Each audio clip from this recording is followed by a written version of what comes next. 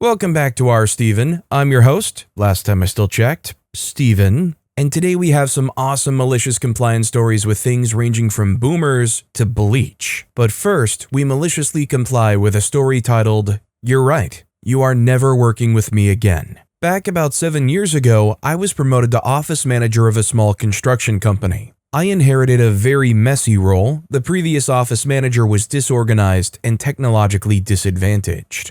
When I came into the role, I was brand new to the type of work, but I've always been very detail-oriented. I didn't understand the vendor or inventory process, so I immediately began to log everything I could so I would be able to make reports/understand it all. Fast forward about 2 months into the role, and the owner of the company informs me he only wants to sign checks 1 day a week. Essentially, he would inform our vendors that any invoices received Friday to Thursday at noon would have a check cut and signed on Friday. I'm not sure if this is standard anywhere else, but judging by a few vendors' reactions, it wasn't in this industry. Understandable, we're talking about truck drivers who go and pick up a load of material, then deliver it to the job or our yard. So if they do that Friday, turn in the invoice, they're out $500 to $1,000 until the next Friday. They were used to being paid within 1 to 2 days, and some of these guys live paycheck to paycheck. It wasn't ideal for them. I sent out an email to the vendors and explained the processes. While not all of them were happy, no one had too much of an issue with it. I gave them, I think, like 2 weeks of notice before the policy would begin. Plus, we had worked with all of them for years. They knew we were good for the money. Then, there was this one vendor. He stated it was going to be a headache. I apologized, explained that this was the new policy, and we couldn't adjust. He accepted it, I thought, and we moved on. Cue 3 or 4 weeks later. He calls me in a hissy fit because he needs his check now. I apologized, explained to him that his check was going to be signed the next day. This was a Thursday, as per our policy, and told him my hands were tied. He hung up on me and called my coworker, project manager. He was screaming into the phone, which, since we were in the same tiny office, meant I heard every word. It ended with, "I won't work with that B word from here on out. I'll only talk to you." Oh, really? That is how it is? Well, here's the thing. Like I said, I am pretty detail-oriented. The product he delivered to our yard was consistently off. My system would say that we have 100 yards of it, but my super would be asking for 3 more loads, 45 yards each, because the back had roughly 10 yards left. I had brought up the issue with the owner and super. We had established a new protocol that our personal crew truck drivers needed to fill out papers every day to show what they were taking to the projects. I was keeping track of every yard, and sure, there should have been some loss, but 100 yards? I had always assumed it was a shortage on our end, that we were overusing this material, or they weren't tracking their loads to jobs correctly, or we were measuring it incorrectly in the back. Probably a combination of the 3. After being called a B word, though, I called one of my vendors who delivered a different material and asked him if he could deliver this material. I told him how much we got, 45 yards a truck, usually 3 truckloads every other week, for blank cost. And he was bewildered. He goes, "How is that guy matching that cost? That is unbelievably low." Then he asked me who the vendor was. He tells me, "That guy's truck can't carry more than 20 yards. And when I was hesitant to believe this, he added, "Do you get weight receipts?" I had never heard of weight receipts. Again, I was an absolute baby in this industry. No one had trained me. However, I had noticed that every other vendor had a weight written on their invoices, something I had logged but never paid too close attention to because we measured in yardage, not tonnage. There were some items that I would convert to yards because they only gave me weight, but then most had yards and tonnage notated. While this guy always turned in a handwritten ticket that said 45 yards. This is how it had always been. The office manager before me would order 3 loads of 45 yards of material. It would be delivered in the back. I don't think she would tell the back how much should be there, and I certainly never did either. Not until I started to notice the discrepancies. Not until I started creating processes to fix the discrepancies.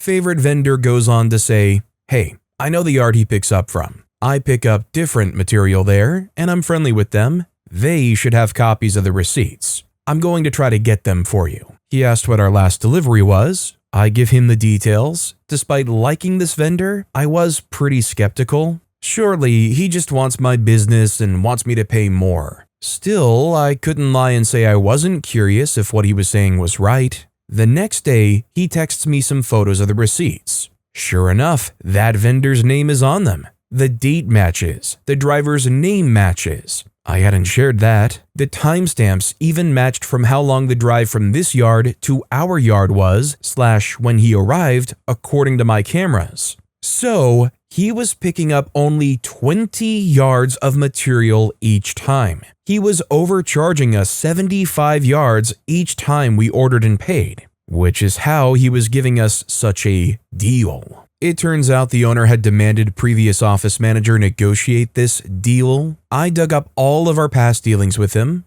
Unfortunately, previous office manager had not kept receipts, so I only had past checks in our system to go off of. We had worked with this guy for years. Potentially, it was tens of thousands of dollars in theft. But without receipts or weight receipts, there wasn't much we could do except not work with him anymore. I asked favorite vendor for his price. I checked around with other vendors, found it to be a decent price, started to order from him there on out. So yeah, that guy never worked with that B word again. He got what he wanted. He reached out to coworker a few times when we stopped ordering. Coworker told him each time, talk to office manager. He called me once, but I didn't answer. He had said he never wanted to talk to me again either, so he got his wish. I am no longer the office manager, thank God. I hated that role and rejoiced the day I was able to hire someone else for it. The current office manager still cuts checks on Fridays only. I was able to sit her down and give her a lot more information and training than I received. We now work with far more established companies that have 30-day policies and credit. This is more due to development in our area, making bigger companies available to us. Favorite vendor actually sold his company to one of those bigger companies, which is sad, but business. So, in review, I think the first thing that popped into my head was OP did everybody a disservice not including what the owner's reaction was when they brought it up, because surely they brought it up, right? The second thing I was thinking of is when you're in that position and you're clearly scamming them and getting a great deal, why would you be a jerk that way and risk them moving on to somebody else and finding out how much you were scamming them? Also, thankfully in the comments due to somebody asking, OP did let us know about the owner. First, Go Gators Forever left a comment saying, I would bet the prior office manager was getting a kickback. The OP responded, I never even considered this. She had an explosive fight with the owner and quit. I was in my early 20s and had no business being that important in a company. But I got promoted to the position and wasn't moved out until about a year later when we found a good enough candidate. She moved on to a company we used to work with. It was very awkward when I would drop by for business things. She's no longer with them though. Honestly, this was just the tip of the iceberg for all the things she was barely doing. At one point, the owner asked why I was always so busy when she hadn't been. I had to sit him down and show him how she had done things versus what I was doing. Secondly, Vordov left a comment asking, what did the owner say when you exposed the theft? OP responded, from what I recall, when I first showed him everything, he was very skeptical of favorite vendor. It took me laying everything out, reminding him of the shortages, showing him the details that favorite vendor wouldn't have known outlined on the receipts, etc., for him to realize what I had uncovered was true. He was upset for sure. He wanted to sue. He had our bookkeeper pull a contact for a lawyer. She worked for a law firm as well. To be honest, I was scared I would be in trouble when I first came to him, but he was very appreciative of me catching it. He never recovered his trust. To this day, he doesn't trust anyone fully. Things like that is why you always have to be on top of your bookkeeping, and I'll be watching my bookkeeping to make sure you hit those like and subscribe buttons down below if you like malicious compliance stories and want to help out.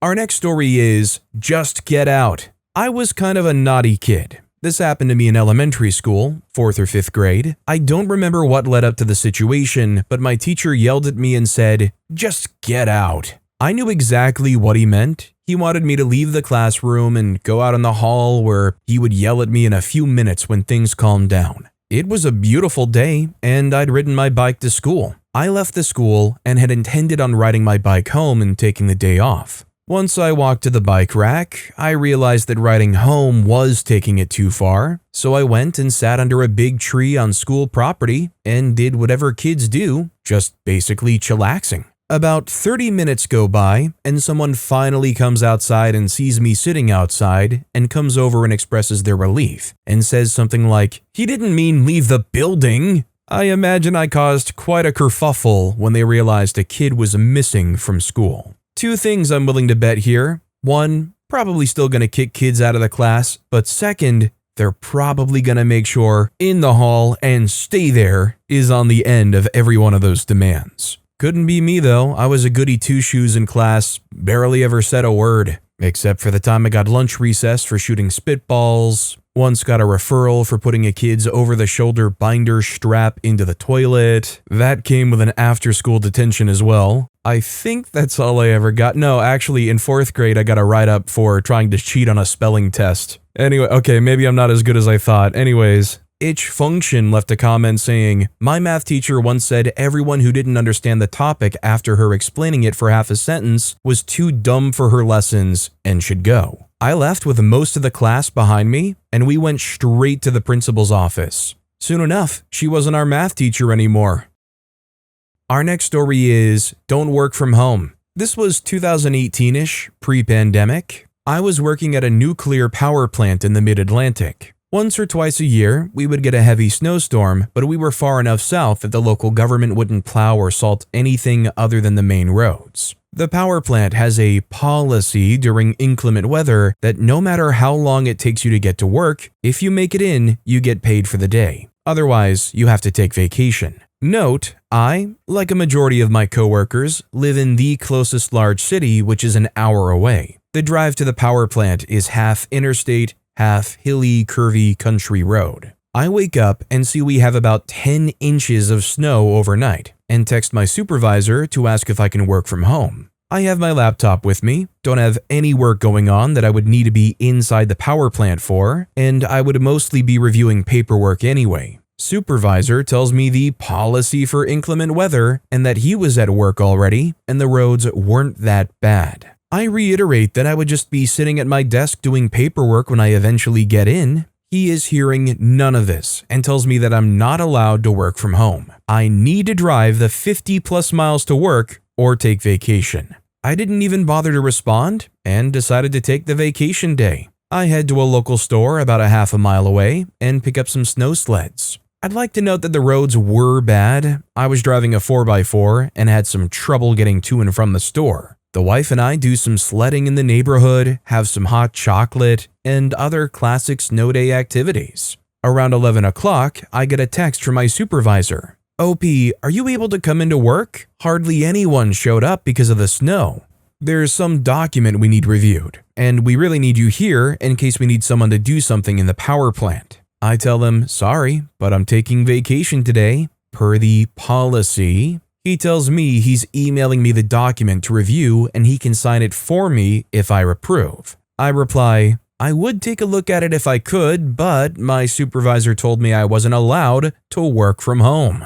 He never responded to that, and I never heard anything else about it. But I didn't have to work that day, which was nice. Bonus malicious compliance. I'm a salary employee, but have to record hours worked in a computer program. Our real HR policy says if an employee works any part of the day, they will be paid for the whole day. I put 10 minutes of work time in for the time I was texting with him and didn't record any vacation hours. He approved my timesheet for 10 minutes of work, and I saved a day of vacation. You know, I really do get the logic behind, oh, they're in person, or oh, they can't do any slacking off. Surely productivity will be so much better if they're here in person, and that might even be true for some people. Some people might abuse that situation, the leeway they get if they get to work from home. And I could be wrong here, but hasn't it been proven before that productivity doesn't actually drop when people are allowed to work from home if they can?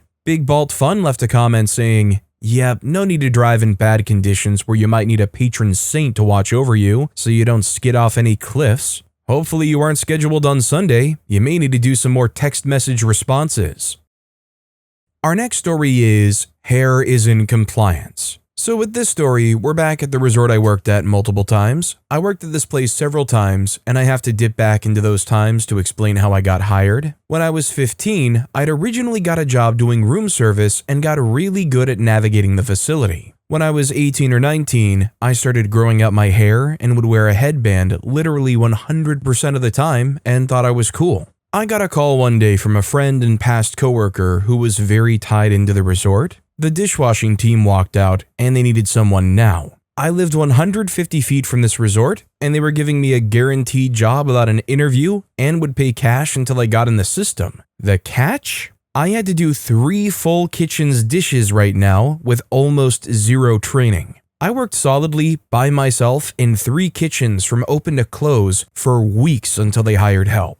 I lived somewhat close to the lady in charge of the entire resort, who loved that I was involved with the resort again. She and I always had a great friendship as neighbors. I ended up leaving to get a better paying job, which didn't really help me out because even though it was more per hour, I was working less and had to drive and spend more on gas. I got another call from that friend. I got an instant job there again. This time, almost entire setup staff for banquets, meetings, and weddings had walked. Again, same conditions as above. I had a butt-ton of work to do, but just in a different department. I had found out that the lady in charge actually suggested my friend specifically call me because I was a known reliable worker. It's at this point where the story really begins. I had long, thick hair, no more headband. I wore it in a tight ponytail that came to my mid-back. I will also mention that I'm a guy. Knowing that I was going to be a front-of-house employee with guest contact, I would shower before going to work and pull my hair into a tight single braid.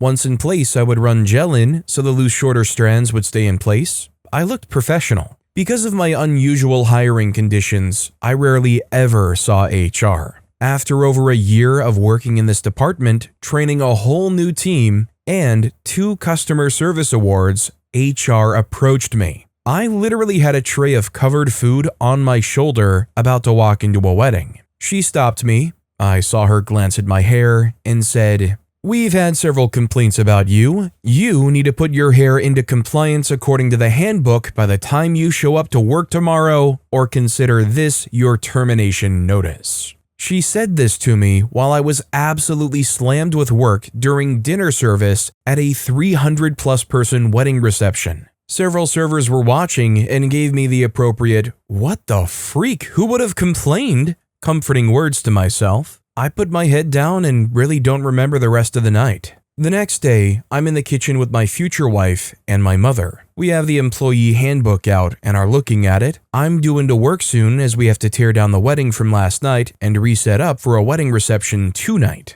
It was determined that I needed the job more than I needed the hair, but I liked my long hair. The area of the handbook we were looking at. Male hair must be kept above collar length. Ponytails are not permitted. Well, okay. Ask and you shall receive. I washed and dried my hair, went back into the kitchen where my mom had just pulled out the large soup pot that fit over my head and was deep enough to stop just over my collar, and started cutting. I don't have a picture of this, but picture Edna Mode from The Incredibles, except her hair is super thick and frizzed out like the witch from the old cartoon Sword in the Stone. We all equally laughed and cried. I found it hilarious, but we all missed my hair. I go to work, in compliance, and present myself to HR. She is shocked to see me. I don't know if it's because she didn't think I would be back, or that I literally looked like I just licked an electrical outlet. I quoted the handbook and said that we should be good now. She argued that I looked horrible. I pointed out that she shouldn't have shamed my looks and that I, again, was in handbook compliance and would be going to work. It was very memorable going back to work. Everyone had something to say.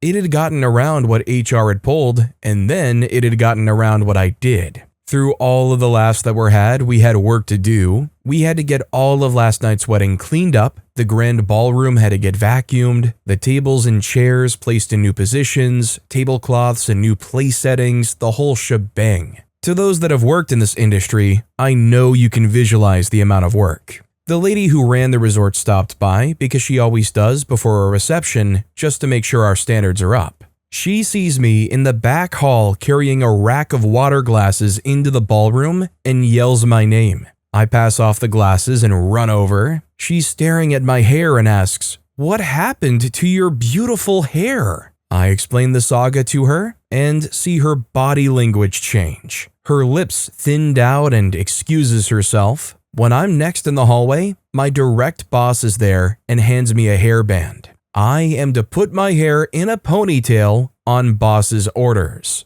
I think that's the end of it. Then I hear the rumors. She was in HR's office for an hour. HR just got walked out of the building. I never confirmed exactly what happened, but I do know the HR office was empty the next day. A few weeks later, we had a new HR lady. I found out because I saw someone new in the back halls. She approached me, held out her hand and said, "You must be OP." Why the new HR lady knew me by name and could pick me specifically out of a crowd should have worried me, but I was young and stupid. Hair was in HR compliance for about 2 hours over the several years I worked at that resort. I'm gonna be honest that I'm trying not to read too much into it. OP getting rehired at the drop of a hat multiple times over, the resort owner walking out HR on the spot for making OP cut their hair. Either that resort owner really just liked OP's work ethic in their hair, or there might have been a little extra feelings there, a little more bias for some reason. Fixius1 left a comment saying, "Kept above the collar but no ponytails? Why not a bun?" Coder Joe 1 replied, "Princess Leia hair buns." Lazy Cult Enthusiast left a comment saying, "Thought he was going to use a tub of gel and give himself a Mr. Whippy swirl." Our next story is malicious compliance in a factory. I worked in a factory job making display boxes for items that were being assembled on a conveyor belt. After a couple of days, I got to where I could make a box pretty darn fast, and I was always done sooner than the ladies working the conveyor belt. So I would step in and give them breaks. It was really hot in the factory. One lady was pregnant and passed out a couple of times, and we had a few older people faint as well. I was young and strong and wanted to help them out by giving them a break. I asked the line boss how many of the items that we'd make in a run so I could do the simple division in my head and figure out how many boxes I needed to make before I could step in to help on the line. She was a petty person who liked to wield the little power she held over the rest of us, so she refused to tell me, saying that it wasn't my job to know and that my job was to just make boxes. Okay then, that's my job, you say? My only job? Guess I'll just make boxes then. And I did. I made boxes. I made as many as I could, as fast as I could. And I didn't stop until the run was over. We had hundreds of boxes that the whole team had to break down and stack for reuse later. And the floor manager came over and asked the line boss what the heck was going on. After that, the line boss always grudgingly told me how many items were in the run, and when I finished my work, I would step in and help out on the line to give someone a break. Suck it, line boss. I understand that there's people out there that just don't really want to play along with people, want to feel like they're important and hold that power. What do they really gain by withholding how many items are in the run? When I'm working on a task, knowing how many things I'm working up to can help sometimes. Although, to be fair, I have had it the other way though, where it's like, you have 100 things left, and my brain goes, oh, 100 things? Holy crap, that's a lot. Time to shut down. Funkaholic left a comment saying, "My dad used to weld frames, just big square frames. He worked with one other guy who would set and square the frames prior to welding. They became very efficient and would finish their quota early. Their supervisor saw them resting and told them to weld above their quota rather than rest. For whatever reason, they somehow just barely hit their hourly quota after that. Go figure." Our next story is, but there's no bleach. Background, several years ago, I worked night shift for Big Pharma producing injectables. There's very limited people running the place at that hour. I was relatively new there and only had limited training on things I was allowed to do and things I wasn't. The buildings were designed with airflow direction and flow patterns to prevent biological contamination. Can't go the other way, or it's a shutdown and a cleaning for about 3 to 4 hours. Nobody wants that. My compliance was being instructed to go get raw material X from an earlier room. So for me, that meant doing practically a full loop of the building, exiting completely, and starting over. Fine. Only takes about 15 minutes, but the catch here is everything is more clean as you progress through the stages of the building going through airlocks. Going through the airlocks means spraying the objects that you're bringing in with bleach, giving it 10 minutes of contact time, wiping it down, and then proceeding. My malicious compliance here is when I informed the manager on duty the prior airlock had no bleach. He just interrupted me and said, "Now." So I do as I'm told and hurry up, exit, go around, wash up, change my scrubs, the works. I get the material, and just as expected, I get stuck in the airlock with no bleach to wipe down a cart of raw material. What the manager wasn't aware of was I wasn't trained on mixing and making bleach. Yeah, easy enough in practice, but it's still a sign-off I wasn't trained on, so I simply couldn't. I was in there a good 2 hours until the manager found me. All I could do was point at the empty bleach container on the wall as he stared through the glass. He had to leave, do a lap, make bleach himself, wait another 30 minutes or so for the bleach to settle, and then join me in the airlock for another 10 minutes of contact time together in silence. Is it wrong that I'm almost kind of disappointed that it was in silence? I kind of would have loved if OP said, "Oh, the manager walked in and they realized they were going to spend near an hour together in there," and OP just started trying to make small talk about something. You know, "Hey, you ever play Mario Kart growing up? Watch any good shows lately?" OP said this took place a couple of years ago, right? Could have had a discussion on whether or not the manager was brat, if the manager liked Moo Dang, but you know, maybe silence is okay. Raceland War left a comment saying, "Son of a bleach, that blows," in one direction, it sucks in the other. Our next story is my boomer manager and his boomerish ways of managing backfired on him. So a few years ago, I've got one of the most jerk bosses one could ever have. To give some context, this manager is in his 50s, almost 60s, still preying on younger employees, and that includes me. He tried to charm his way to me, but then quickly learned that I got a boyfriend at the time, so then he started to start a hate campaign towards me. Keep this in mind. Before I met this manager, I worked for the company for almost 2 years. I resigned, but this manager is new in the company when I'm almost done serving my notice period, and he stopped me from resigning and offered me a retail manager position. I accepted since it's more pay, less hours, and good for experience. Anyway, back to the present. When this boss started this hate campaign, one of his things is that he hates to see me sitting on my desk trying to do my job, i.e., making weekly schedules for the retail, resolving complaints, creating proposals for retail improvement, etc. For him, working means being on foot and actually literally moving from place to place. I should add the context that during his hate campaign, he also added to my tasks. Apart from retail manager, he also unofficially appointed me to be a quality control checker. So 2 opposite jobs. I don't know really what to do at that point because I tried doing quality checking, but then I can't also at the same time do some paperwork and focus on retail. So my position got compromised. He always yelled at me when he saw me at my desk, even if I'm doing my job. I wouldn't let that happen, so I devised a way to show him what it means if he wanted me to do what he wants. I do the scheduling and the proposals during my break time, send it to him for approval, and do quality checking and make sure he sees me doing quality checking most of the time. Now, I deliberately send the schedules and proposals to him,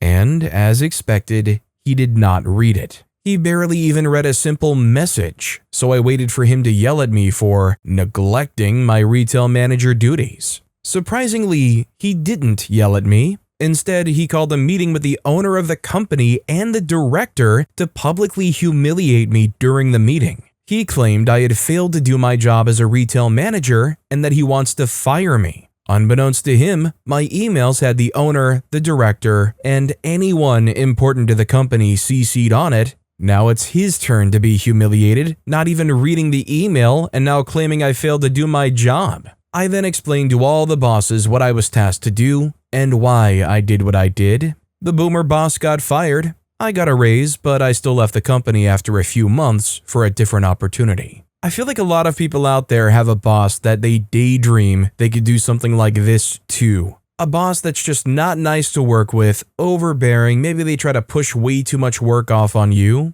But in reality, most of the people who are managers or bosses, they at least do the bare minimum and actually check their email. This guy's entire downfall was him not checking his email for like at least a week. Hot Enthusiasm left a comment saying, "The funniest part is he created the problem by stacking two conflicting roles, then acted shocked when you prioritized the one he was yelling about. You didn't even have to argue, you just showed the paper trail and let him trip over it. That's the cleanest kind of compliance." And also, the cleanest kind of segue to an outro is by asking you to check out another malicious compliance video on the left. Or if you want the cleanest, most fresh video, you can check out my latest video on the right. That said, I'll freshen up, and I'll see you all next time with some more stories.